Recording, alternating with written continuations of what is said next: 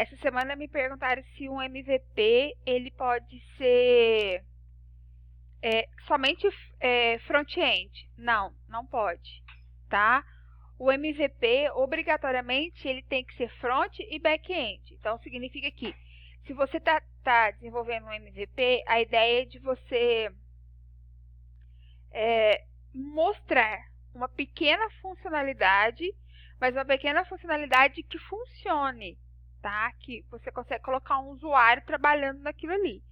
E durante todo o trabalho da Lean Inception, a partir ali do escopo do projeto, o programador que faz parte da equipe desse projeto, ele já consegue começar a desenvolver.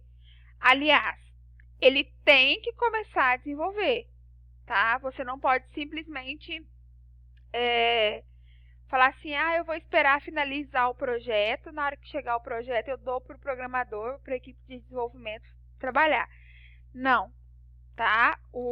A ideia da metodologia ágil é que o sistema, é que o software, ele comece a ser desenvolvido, a ser implementado, a ser trabalhado já no início das etapas de desenvolvimento do projeto, tá? Até mesmo para ir validando todo esse processo. Ok? Ok até aqui? Alguém ainda tem dúvida entre a diferença entre metodologia tradicional e metodologia ágil? Ou tá tudo bem?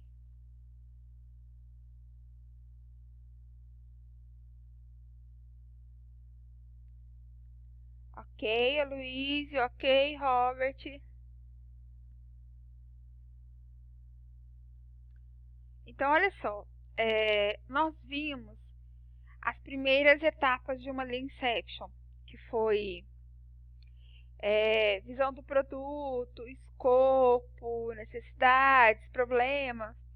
Então, a gente viu semana passada as primeiras etapas da Lean Inception, né?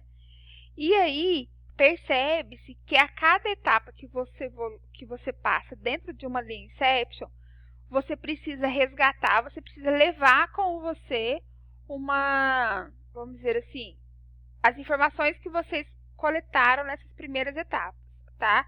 É uma sequência, ok? A próxima etapa agora é o levantamento de necessidades.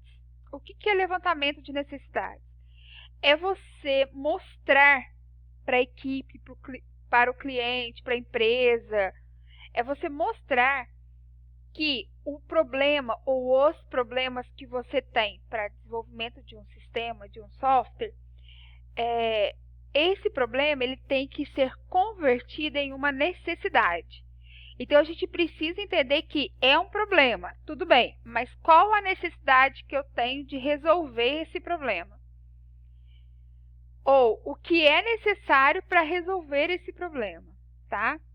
Porque uma vez que você lá no início, na visão do produto, você já definiu claramente quais são os problemas que você tem, por isso da necessidade de fazer um software para resolver esse problema, você precisa agora falar assim, olha, esse probleminha aqui eu vou resolver desta forma, tá? E aí vai ficar claro agora o que o sistema faz e o que o sistema não faz, tá bom? E o que o sistema faz é realmente aquilo que vai resolver o nosso problema. Então, a gente está trabalhando com um exemplo aí, para ficar mais prático, mais real para nós. O nosso primeiro problema, o nosso problema macro, é fazer o controle de alunos de uma academia, tá? E aí, chegamos na definição de que nós precisamos desenvolver um sistema de gestão de academia. Então, para eu resolver esse problema macro, que é o problema de controle dos alunos, eu vou ter que desenvolver um sistema, um software de gestão de academia. Ponto.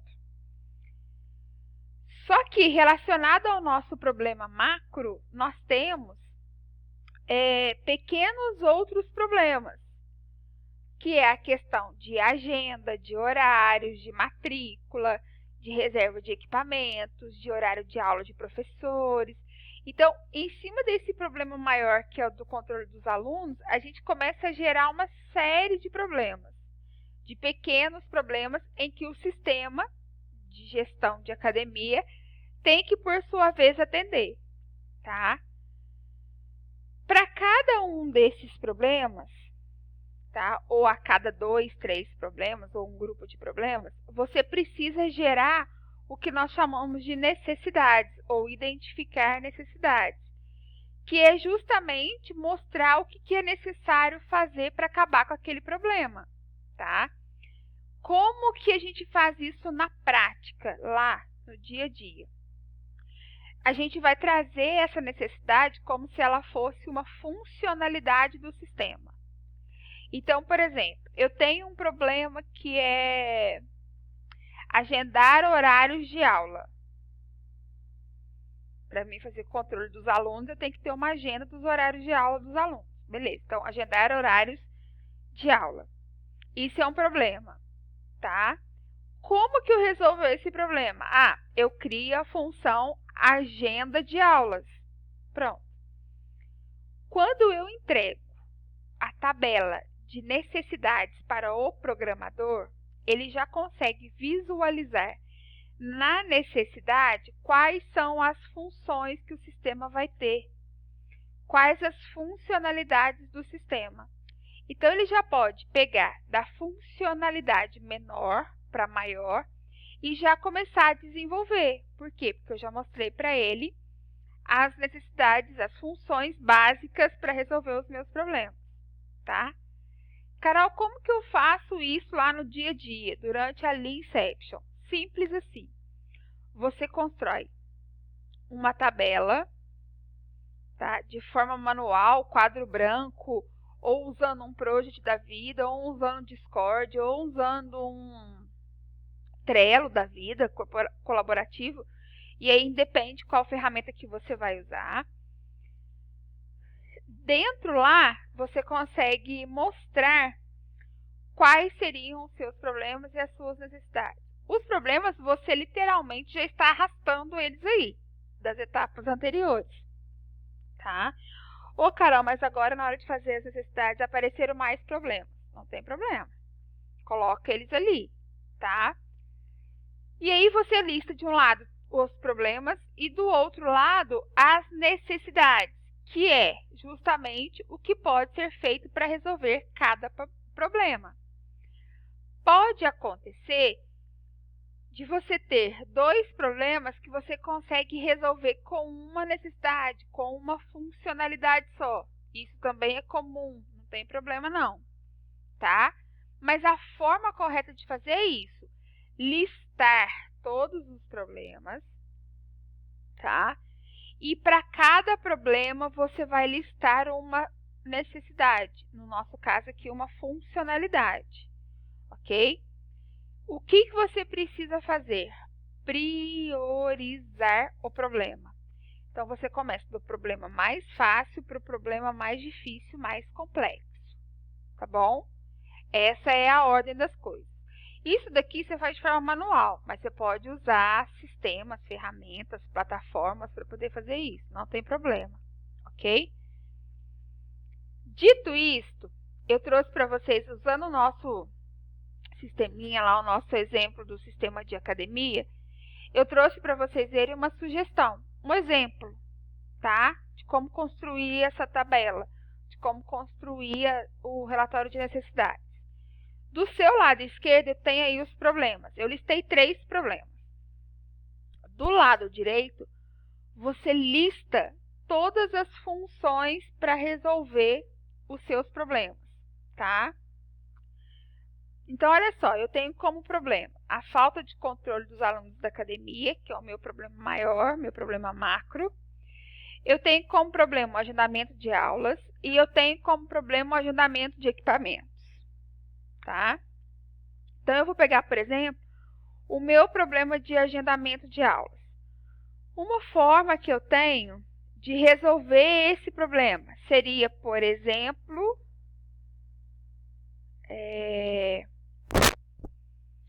formulário. Peraí, pessoal, deixa eu ver. Ah, abriu. Formulário de agendamento de aulas. agenda de aulas. Tá? Ô, Carol, mas e aí? O que eu faço? Porque esse formulário aqui também, ou por exemplo, pode resolver o meu problema de agendamento de equipamentos. Beleza, você vai desenvolver um formulário para fazer agendamento de aula, você usa o formulário para fazer um agendamento de equipamentos. Você pega dois problemas e inclui uma única função, uma única necessidade para ele, tá? Isso não é o problema. Carol, eu tenho outra coisa em relação ao agendamento de aulas que eu posso fazer, que é gerar relatório de aulas agendadas. Beleza, é mais uma função que você coloca aqui e que você vai relacionar a esse problema. Então, você pode ter dois problemas para uma necessidade e você pode ter várias necessidades para um problema. O que vai demandar isso? A forma como você escreve aqui os problemas e as necessidades. Quanto mais detalhado, quanto mais específico forem as necessidades, mais fácil fica para você dar para a equipe de desenvolvimento fazer, criar, desenvolver, ok? Porque se for uma equipe nova, que está começando agora e tal, pode ser que ela leia ali, por exemplo, formulário de agenda, e ela entenda que ela só tem que fazer o formulário para agendar a aula, que ela não tem que fazer o formulário para agendar equipamentos. Aí você fala para mim assim, Carol, mas isso seria óbvio. Beleza, mas o óbvio para quem não é expert não é tão óbvio assim. Ok? Tudo bem? Tá dando para entender aqui? Então, isso daqui é um exemplo para vocês de tabela de necessidades. Tá dando para acompanhar? Diego, tá ok? Então, beleza. Ok.